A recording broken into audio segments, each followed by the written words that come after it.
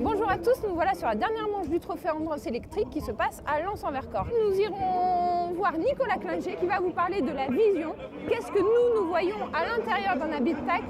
Et après nous irons avec Christophe Ferrier pour lui demander comment se passe cette dernière manche parce qu'il est deuxième au championnat, pas très loin derrière Nicolas Prost. Donc je pense qu'il va peut-être y avoir des changements ce week-end.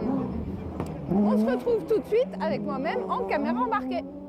Allez hop, on se retrouve avec la première course du week-end et vous allez pouvoir un petit peu voir le circuit. On est parti. Donc, on est parti.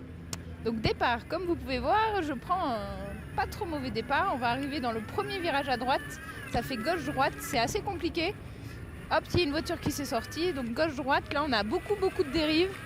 Il y a énormément de bosses, vous pouvez le voir avec la voiture qui est devant nous. Là on va arriver sur un petit ciel avec un freinage juste derrière et une épingle à droite. Donc là je vais donner un petit coup à la méga, c'est pas très sympa, mais ça arrive en course. Et là on arrive vraiment dans la partie un petit peu technique qui est tout le sous-bois. On se croirait vraiment dans une petite spéciale de rallye. Donc ça fait gauche-droite, gauche-droite, gauche-droite. Et ce qui est compliqué en fait c'est de garder la voiture en ligne surtout et de ne pas se laisser déporter. Parce que comme vous pouvez le voir, il y a de grosses rainures au sol.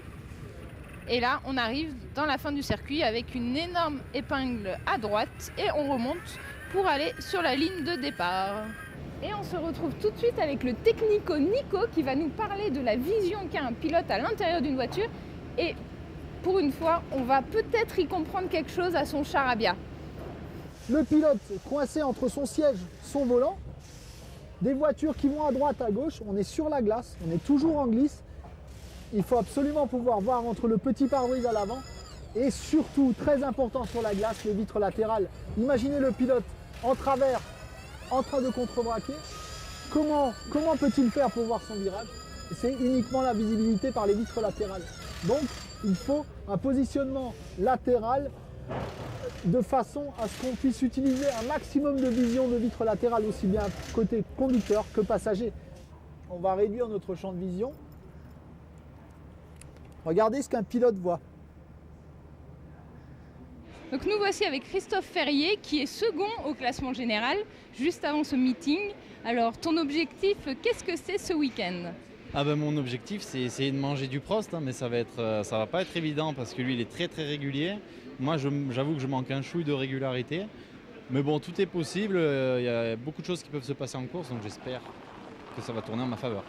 Je sais que hors du Trophée Andros, tu conduis des tractopelles, on m'a dit. Donc qu'est-ce que ça va te faire aujourd'hui de pouvoir peut-être arriver devant un Prost qui a baigné depuis toute son enfance dans le sport auto et toi tu viens d'un monde complètement différent. Aujourd'hui, ça t'apporte quoi ? Moi je trouve ça bonnard qu'un chauffeur de tracto soit devant des pilotes de proto. Donc je trouve ça bien, mais maintenant c'est vrai que pour moi ça me fait une super pub parce que je suis quand même devant des pilotes d'élite et j'espère que ça va servir à quelque chose. Maintenant, moi c'est le rallye avant tout et si je peux m'apporter 2-3 personnes avec moi dans le rallye, ça serait vraiment sympa, quoi. Bon, merci beaucoup. En tout cas, on te souhaite tout le meilleur du monde pour ce week-end. On est de tout cœur avec Christophe. Et puis, nous, on va se quitter sur cette fin de week-end. Et à bientôt. Au revoir.